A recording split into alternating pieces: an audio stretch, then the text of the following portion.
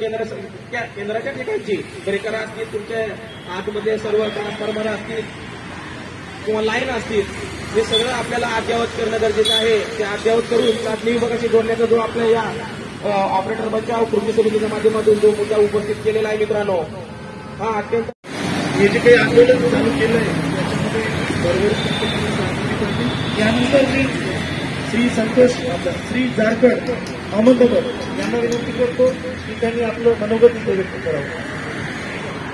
जारकड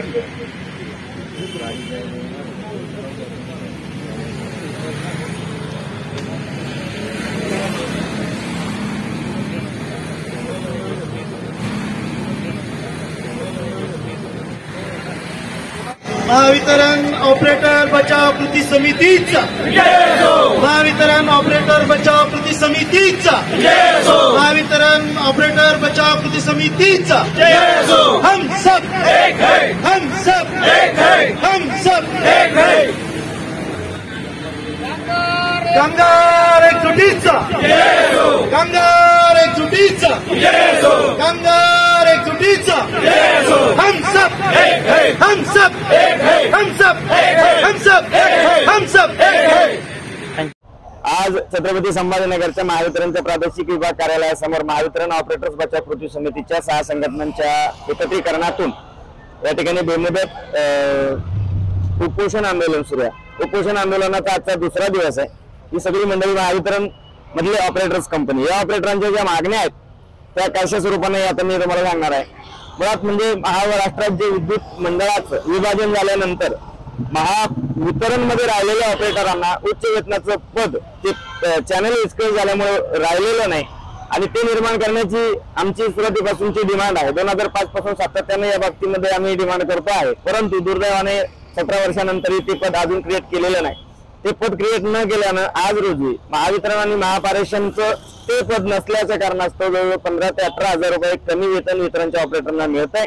आता वेतन करार 2023 ते 28 प्रक्रिया सुरू आहे आणि त्यामुळे तो करार होण्याच्या अगोदर तो प्रश्न सॉल्व्ह करावा यासाठी मॅनेजमेंटकडे आम्ही सातत्याने पत्रव्यवहार केला. मॅनेजमेंट सकारात्मक आहे, परंतु रिझल्ट मात्र आम्हाला मिळत नाहीये. तो रिझल्ट मिळावा यासाठी आम्ही सगळ्या उपोषण आंदोलनाला बसलेलो आहोत.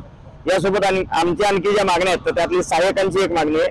सहाय्यक कर्मचाऱ्यांना महाराष्ट्र शासनाच्या धर्तीवर 3 वर्षांचा कंत्राटी कालावधी हा त्यांचा सेवा काळ म्हणून ग्राह्य करण्याची आमची मागणी आहे. जसं की मत्स्य विभाग असेल, शालेय शिक्षण विभाग असेल किंवा क्रीडा विभाग असेल, तुमचा ग्रामविकास विभाग असेल, या विभागामध्ये त्यांच्या डिपार्टमेंटला भरती केलेले सहाय्यक कर्मचारी त्यांचा जो कंत्राटी कालावधी येतो जीओ पीएफ ग्रॅज्युएटीसाठी काउंट केला जातो.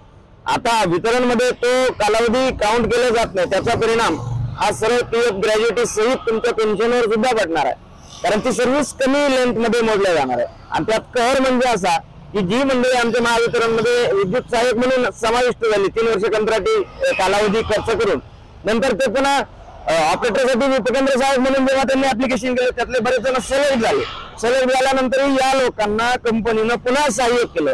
म्हणजे पहिले 3 वर्ष, नंतर पुन्हा 3 वर्ष, सलग 6 वर्षाचा कालावधी हा सहाय्यक या प्रवर्गात गेल्याने कर्मचाऱ्यांचा अतोनात नुकसान होत आहे. त्यांचा तो कालावधी कंत्राटी कालावधी सेवा काळ म्हणून करायला धरण्याची आमची एक डिमांड आहे. तिसरी आमची एक डिमांड आहे ती म्हणजे जिओची. तिसरा जिओ जो आम्हाला दिला जातो तो आम्हाला फक्त वितरणच्या ऑपरेटरांनाच नाही तर तिन्ही कंपन्यांच्या प्रत्येक कर्मचाऱ्याचा हा प्रश्न आहे की 28 वर्षानंतर जो जिओ मिळतो तो जिओ विना अनकंडिशनल असला पाहिजे अशी आमची डिमांड आहे. त्याच्या आजूबाजूला जर प्रमोशन असेल झालं असेल तर तो जिओ मिळत नाही. बहुतांश कर्मचारी 28 वर्षानंतर सेवानिवृत्तीकडे जातात. उच्च वेतनाचं पद भोगण्याची आम्हाला काही संधी जी येते तर ती प्रमोशनमुळे कदाचित त्यामध्ये आमचं नुकसान होतं. म्हणून अनकंडिशनल तो जिओ मिळावा. सबस्टेशन जी आहे सध्याची सगळी अपग्रेडिंग करण्याचा तो एक आमचा विषय आहे.